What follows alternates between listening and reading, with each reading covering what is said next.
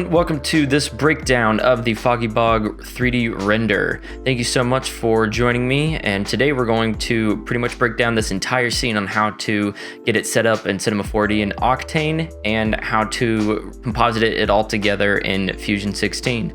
So let's get started. So the first thing we're going to do is get started on creating this ground plane with the texture creation and the forming or the deformation of the plane itself. We're going to learn how to do that. So let's go ahead and start with a plane. We're going to make it about 1400 by 1400 centimeters. We're going to increase our segments to 300 in the width and 300 in the height. Let's go and grab a displacer modifier. We're going to go into the shader and we're going to add a noise shader. Let's go ahead and change this to probably this looking one, FBM. We're going to increase the global scale to probably 500, maybe 5,000.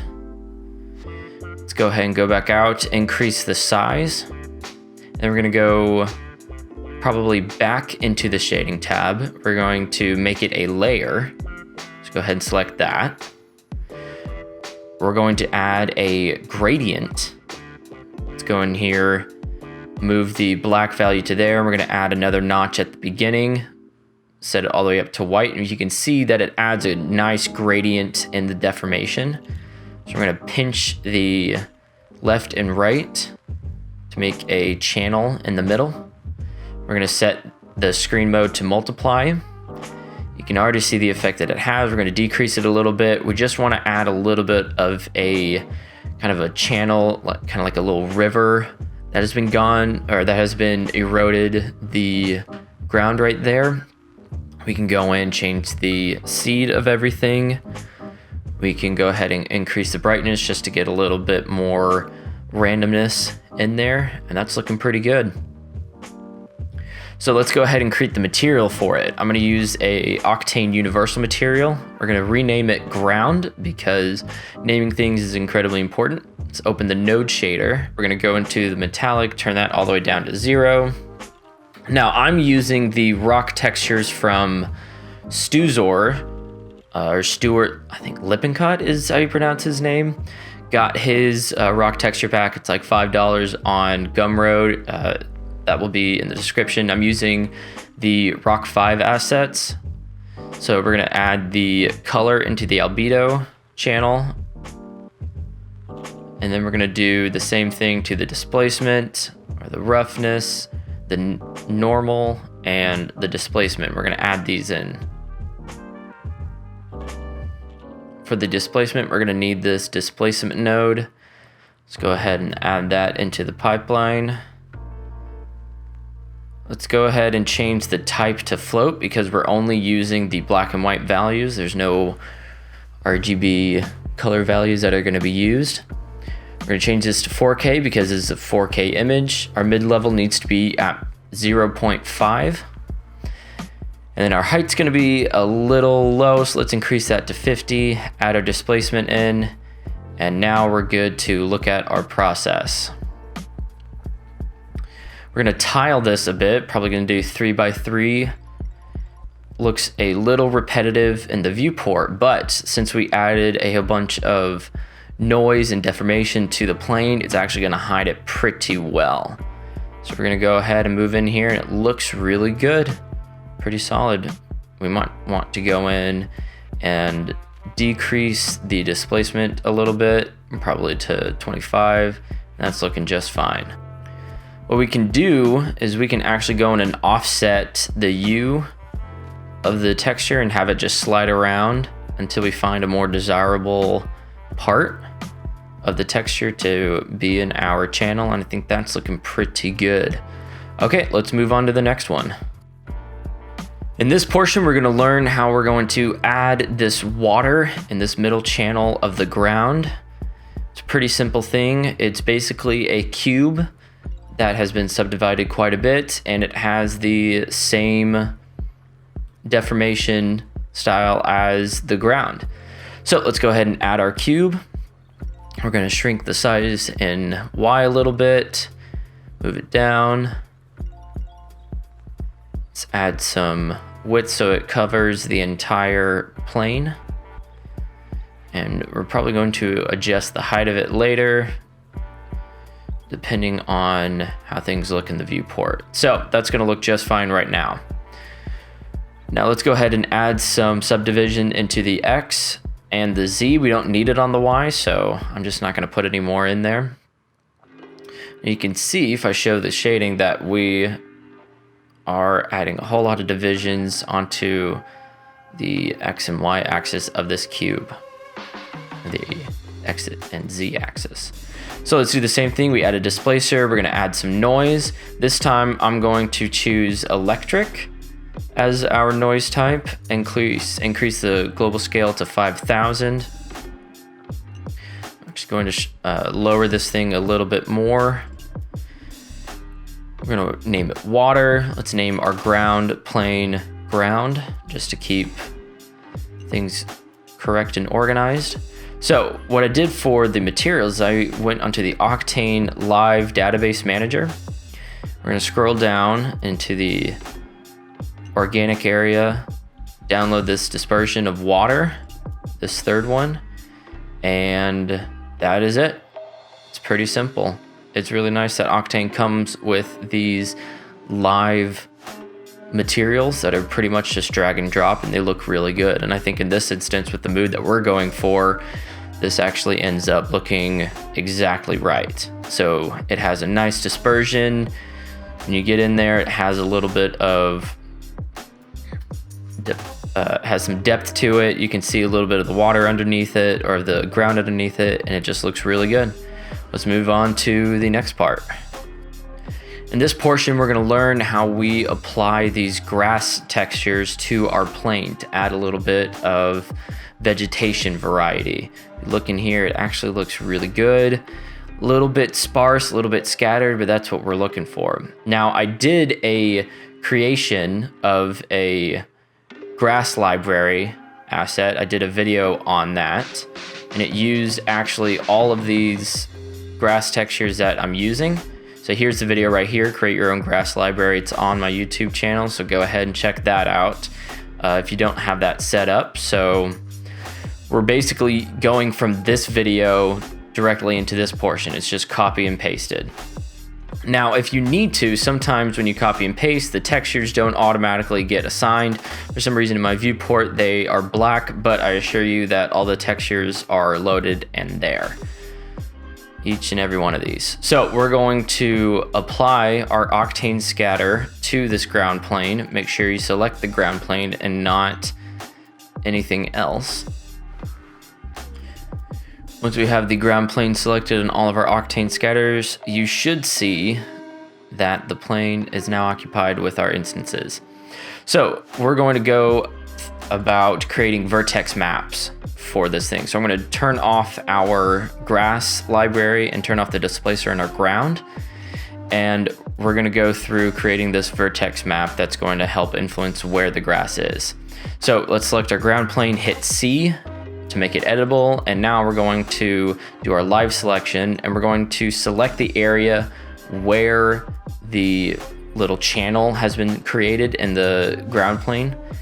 So we're going to select that area, or at least attempt to. All right, now if we apply our displacement, we can see exactly where that water is gonna show up. So let's go ahead and adjust our selection. You can hold shift and it will add the polygon selection to the current selection. And if you want to remove a couple, you can hit Control and it will remove them from the current selection. You can hit Control and drag and it will remove them.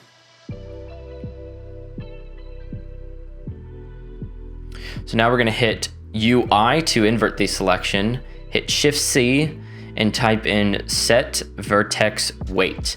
We're gonna type 100 as our value. And now we have our vertex map. It looks just like that. So we're gonna go into our Octane scatter. We're gonna go to where it says vertex map and drop in our vertex map.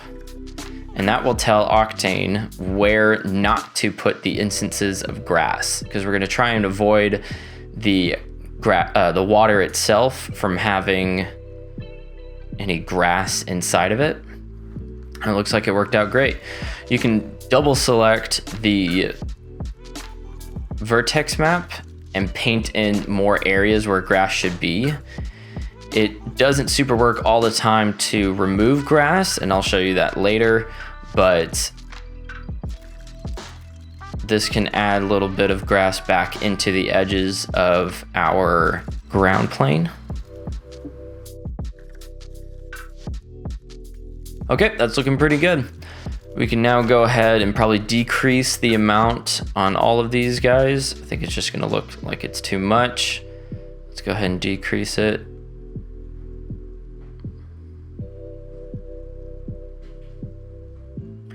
All right, now we're ready to open up Octane and see how it looks.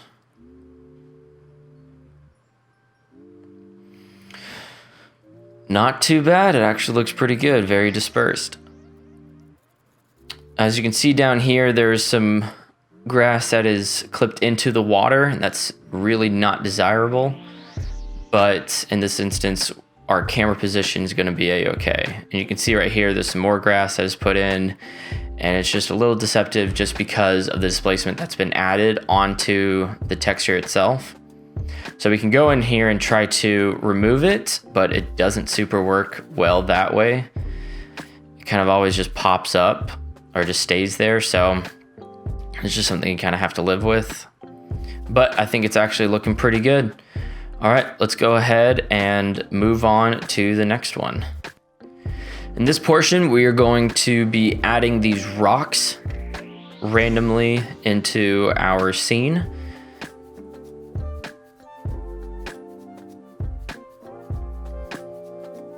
These are pretty high poly rocks, so it's going to take quite a bit out of your system.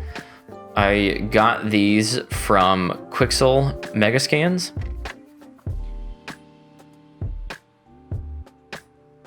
It is rock 8192 and it's free, so I'll add this link into the description and you can grab that yourself.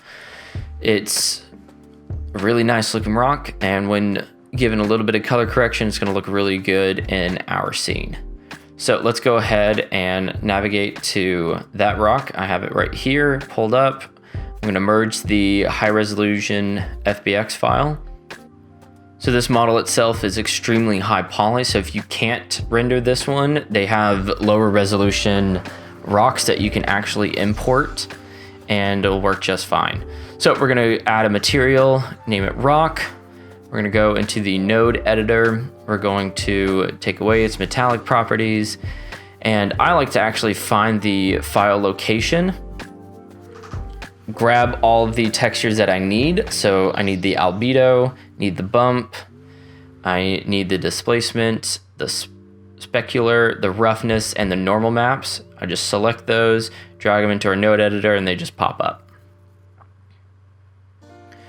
So we're going to take our albedo pass, throw that in there. I'm going to add a color correction to it because I know I'm going to color correct that later. Our bump is behaving a little weird, so we're just going to throw that into the bump channel. Our displacement is going to happen later. We're going to take our specular pass, we're going to throw that into the specular. Take our roughness, put that in the roughness pass, and take our normal, throw it in the normal channel. So now we're going to grab the displacement, pipe the displacement channel into that node, make sure it's at 0.5 for the mid-level, increase the resolution to 8K. And then we're going to take down the resolution or the height because it's a bit extreme. 3 is going to be just fine for now. We're going to pipe that into the displacement. So let's go ahead and add a little color correction to the color pass. We're going to decrease that saturation quite a bit because we're trying to make it match the ground. We're going to add a little bit to the gamma, brighten it up a little bit. All right, now we just need to scatter this onto our ground. So let's grab an Octane scatter. We're gonna throw the rock into the Octane scatter. We're gonna rename it because organization. We're gonna call it rock scatter. And then we're going to have it scatter on the ground. We're gonna change the distribution to surface. We're gonna change the count to 100. And we're going to add our vertex map so it does not get in the water.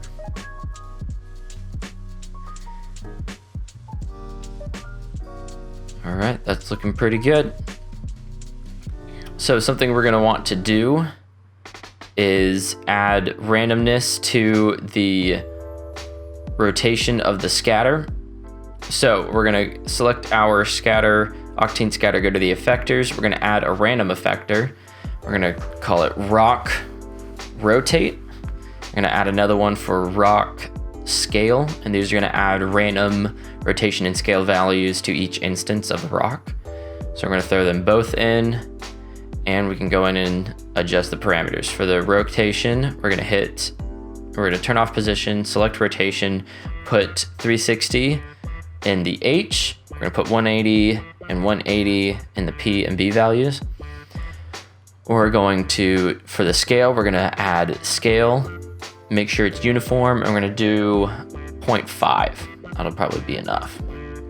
So now, when we go into our live viewer for Octane and fire it up, we're going to have all these beautiful rock scattered on our ground plane, and it looks really good.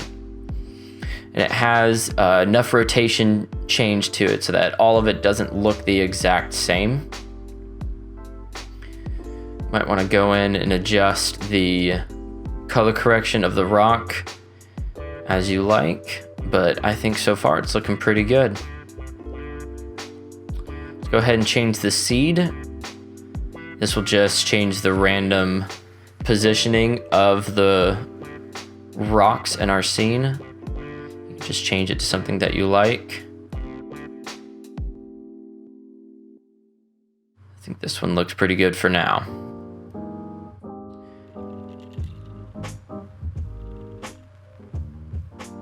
All right, I'm gonna also add the Octane camera to see if we can set our camera position. It'll change, that's almost certain, but we can get that set anyway. I'm gonna change our resolution to our final one, which is 2600 to 1500. And our renderer is gonna be Octane, so make sure you select that. And we are good to go. So this one's gonna be pretty quick. We're just adding a little bit of landscape into the back just to add a little bit of visual difference to the background. These are all just little landscape objects with the ground texture added onto it. Very simple, very easy to make, and it adds a lot to the depth of the image. So let's go ahead and get this one going.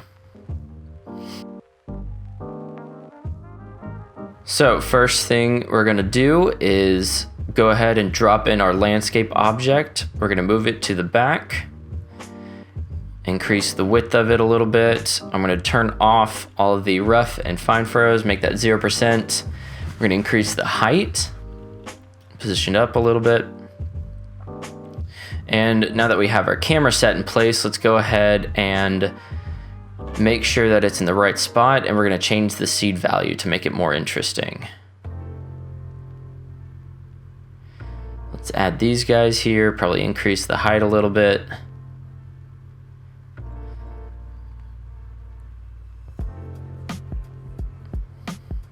All we're using as materials is just that repeated ground texture.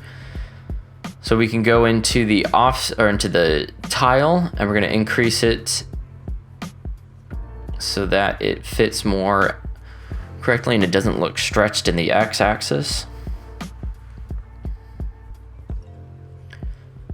Looking back in our camera view, that's looking pretty good. Let's go ahead and duplicate it, move it a little bit, and we're gonna go ahead and change the seed. Probably something that looks a little bit taller.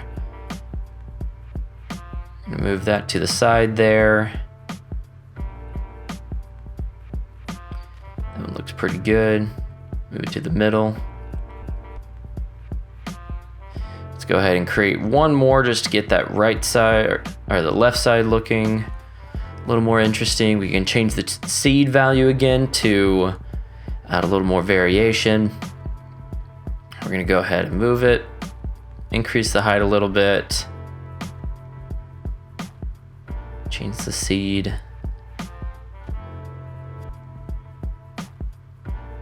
Something that we like. That one looks a little bit better. Okay, looking good. Let's go ahead and move that a little bit more back so we get a little more depth to the image. We can just scale it up pretty good and make sure it fits back there. Okay, that's looking good. The positioning looks a-okay. Let's go ahead and throw that up on the Octane viewer. All right, our image is looking pretty good. Let's go ahead and check the camera angle. That is looking nice. Let's add a little bit of height to there just to add some variation. Make it look tall enough.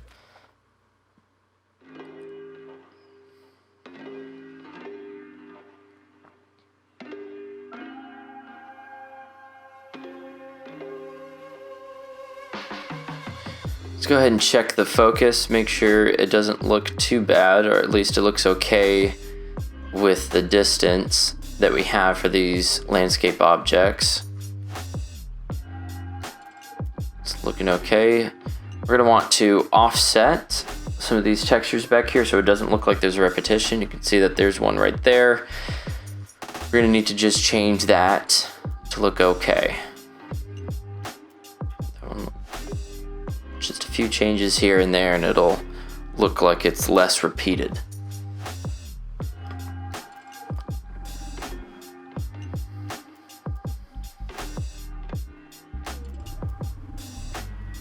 Okay, that looks good.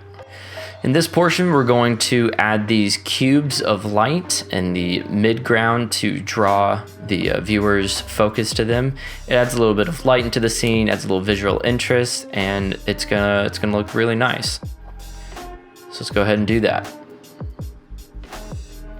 It's extremely simple. All we need to do is add a cube. We're going to make it real skinny and really tall.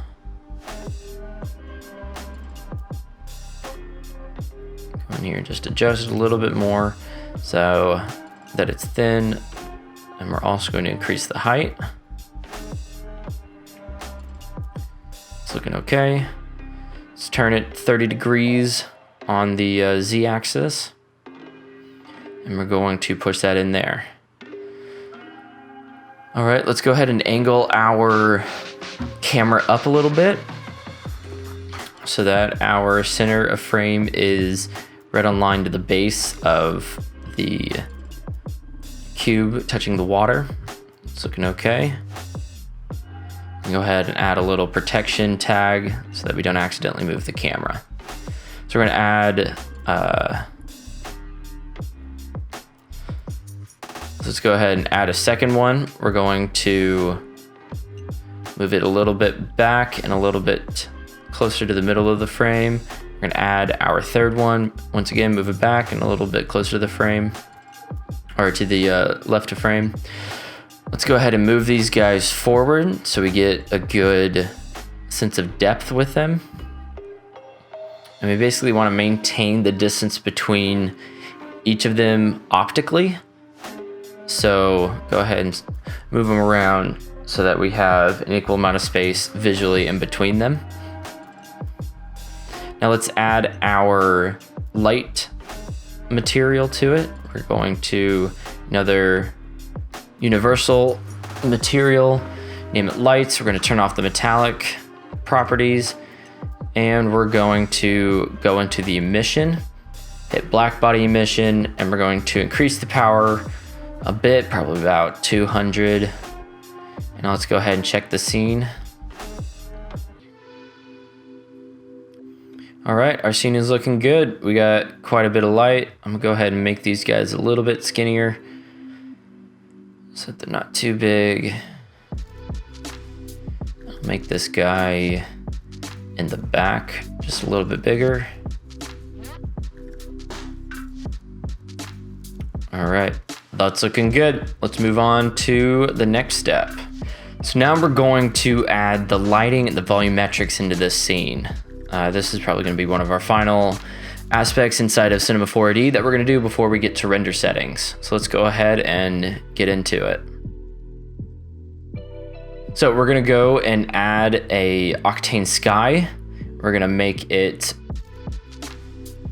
I have this large library of HDRIs, outdoor HDRIs, so I'm going to go ahead and find one that I like. I think it is this one right here. So now I have some HDRI lighting. Let's go ahead and add our Octane volume object. We're going to increase the voxel size to about 150. We're going to go into the absorption. We're going to crank that up to be 100% white. And in the scattering, we're going to do the same thing. Now we're going to change the density. Going to decrease it all the way down to about 1.6. Let's take our volume and we want it to completely engulf the whole scene, including our camera, including our landscape objects in the back. So let's go ahead and extend that out.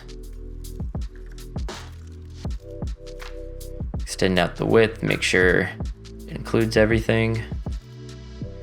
And let's go ahead and make it a little bit bigger. As you can see, it pops in. Now I like to go and feather the edge, just make it a little bit more smooth. Increase the height a little bit just to make sure the whole scene gets encapsulated. All right, now we have our scene lighting. All right, this fog is looking really good. Actually really happy with it, how it is right now. Scattering everything, that looks great. Okay, let's go ahead and move on to render settings. So here we are, we're going to turn off our volume for a second and just look at the raw image. Let's go into Octane settings.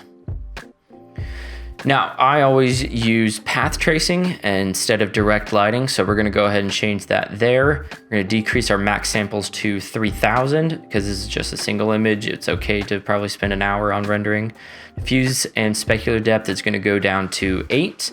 Our GI clamp, it's too high. We're gonna set that down to 1. And we're gonna go to adaptive sampling and we're gonna change that to 0.05.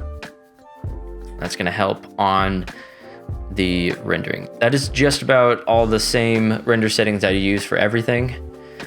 So now we're going to adjust our Octane camera tag settings.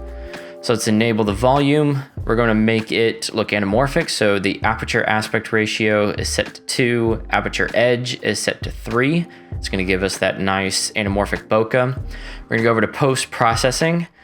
Now, there's a couple things we're going to look at here, specifically the spectral intensity and the bloom power. So there's a really cool visual distortion that happens whenever you use the spectral intensity. And I really liked it for this render. It's not going to be useful in everything. I'm going to set my render region just to here so we can get a better, faster, cleaner look. So if I increase my spectral intensity, we can see that nothing really happens or changes. If I change my shift, also nothing really happens. So if I increase anything, nothing changes. So it's important to know that when you're using the spectral intensity, you need to actually increase the bloom power, and then you can see the actual change that happens.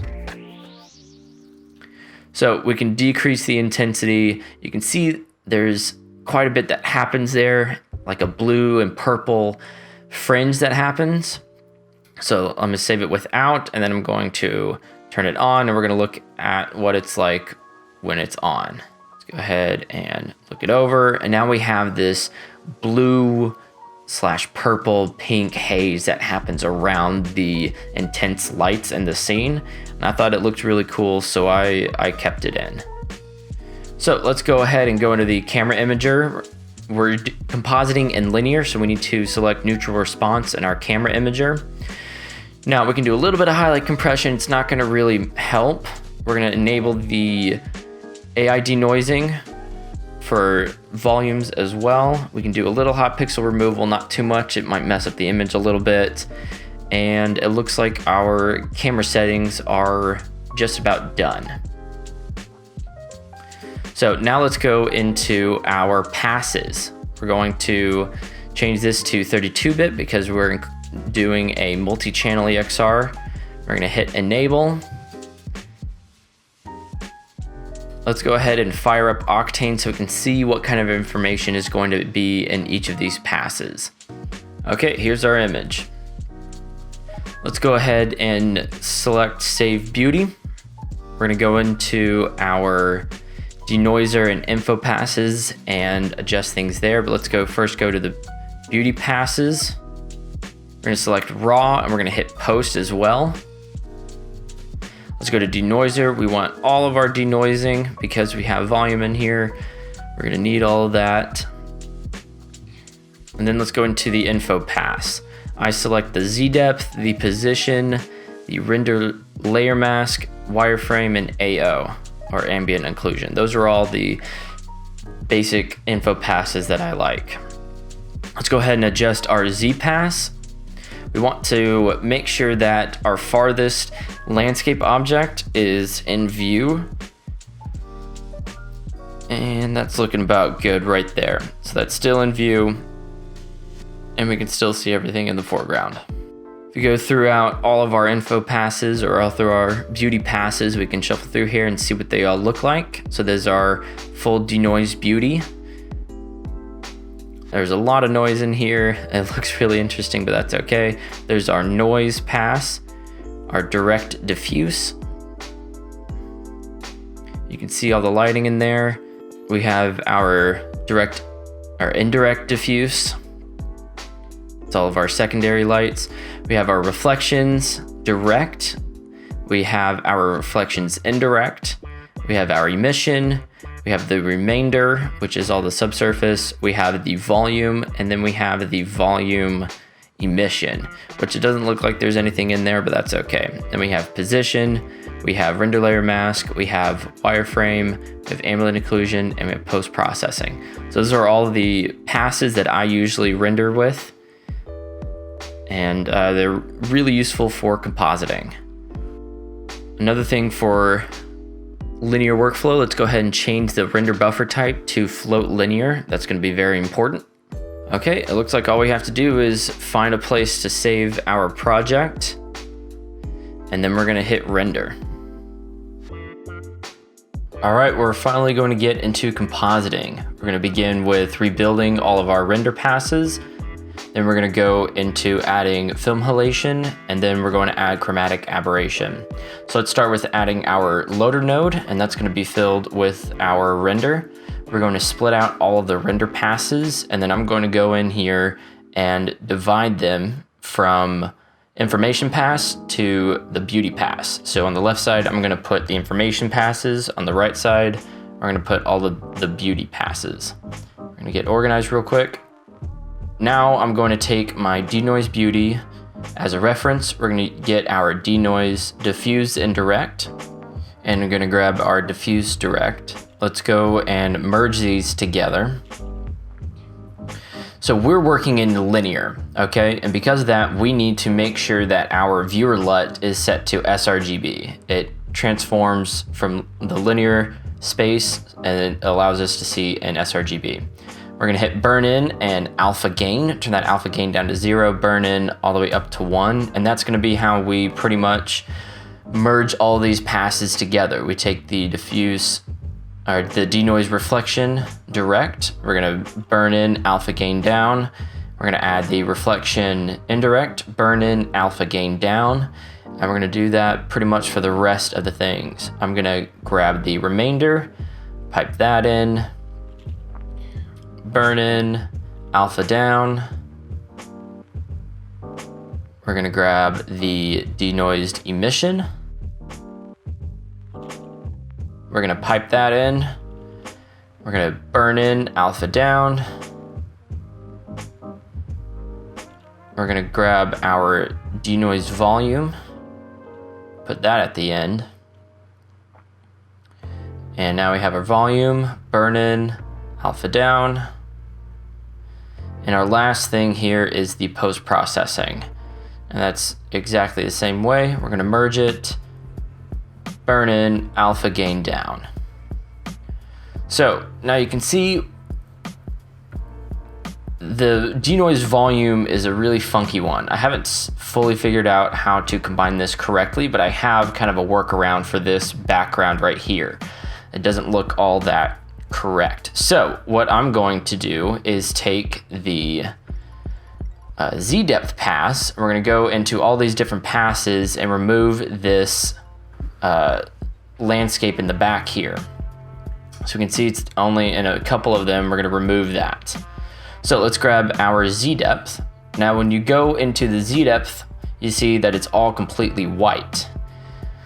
But if you look, when we check the normalized color range, all the information is actually there. It's just not viewable. So if you look down here at the bottom, you can see we have ranges above 1 all the way up to about 40, 45, 41. So basically we need to bring that range, clamp it down from the black being 0 and the white being 1. So what we need to do is to go into the channels for this. We need to add the Z depth Y into the red, green, and blue channels. So boom. Now we need to add this grade node. And you get this from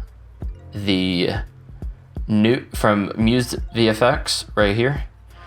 You get that from the Reactor plugin that you can get for free. It's really great. Now we go in here and we can adjust our black and white points. So in our black, it was 1.5, and in our whites, we can see it is about 45. 40, 45. So let's go ahead and do that. And now if we look in the grade node, we have our normalized Z depth, which is awesome. So we can take that, use that as a channel, as a mask, a luminance mask for color correcting. So let's go to our diffuse indirect. Let's add a color grade node. You hit C on your keyboard. Let's pipe this into the mask. Add another color correct so that we can clamp down and only focus on those back ranges. So we're gonna go to levels and let's clamp the blacks. All right. Perfect. Now let's go into our mask input settings. And we're gonna change it from alpha to luminance. That will basically use the black and white values of that image to mask out the effect. So let's go ahead and gamma that down. Okay, and we can turn the gain down as well, and that will do the same thing. So let's do that to the diffuse direct. Just gonna adjust it, and then also in the reflection indirect, we're gonna need to do that there. So it's the exact same setup. Alpha and gain down, and now it blends much better in the background there. That's much better. And checking all these other passes, we don't really need to do anymore. All right. So the next thing we're gonna do is add a little color correct. I'm just gonna gamma the whole scene down a bit. It's looking a little bright. So let's go and take that gamma down just a tad. All right, now we're gonna work on film halation. So we need to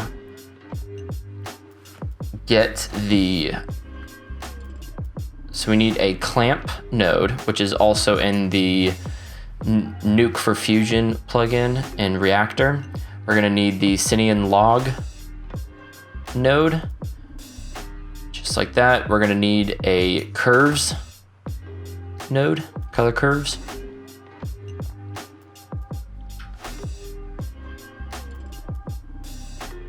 And don't forget, we need to turn off the alpha. We're gonna take the highlights, crush them all the way down, Be careful that you don't mess up and grab the curve. Bring that all the way down. We're gonna add a little notch there and just bring up the highlights, the very, very highlights. And now we add a blur. We're going to only need to do the red channel. So turn off the green, blue, and alpha. And then we increase the blur size, and you can see the red adds a nice little halation thing. Now we just need to merge that on top. So we have that, and we go ahead and burn it in. So let's do that.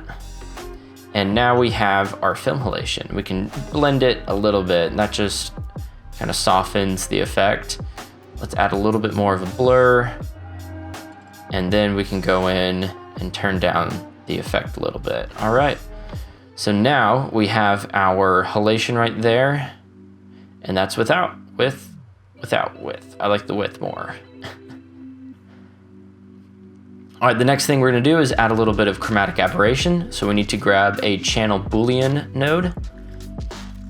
Go ahead and pipe that in, add a little organizer dot. Now this one's very important. We need to keep the red channels, and we need to make the green be black. We need to make the blue black, and we don't need to do anything with the alpha. So now we get the entire red channel. And then we need to isolate the green channel. So make red channel black and make the green channel show. And just like that. And now we need to do the same thing for the blue.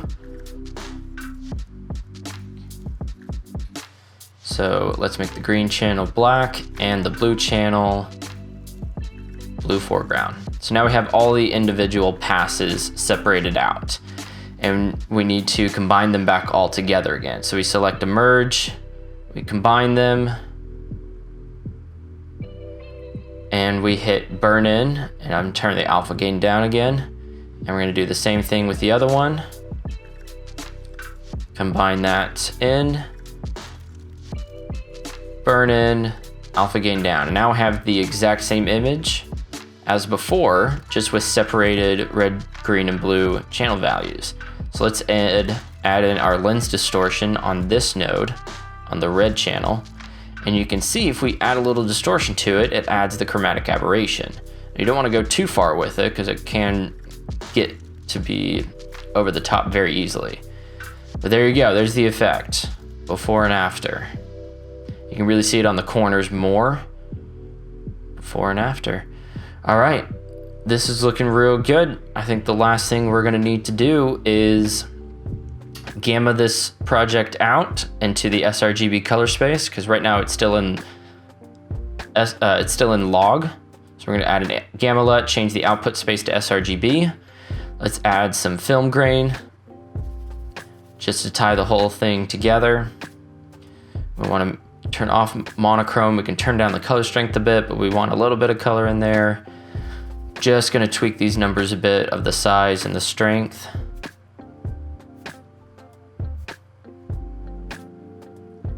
It's looking good. A little less strength. All right. Now all we need to do is add my final viewer LUT. So you can really, since we converted everything out into sRGB, you can use whatever kind of LUT you want. Here I am cycling through just a bunch of different ones, and it adds a little bit of effect. You can add some more color correcting in the end if you want to keep processing this shot, but that's just about all that is for compositing, and here's the final result.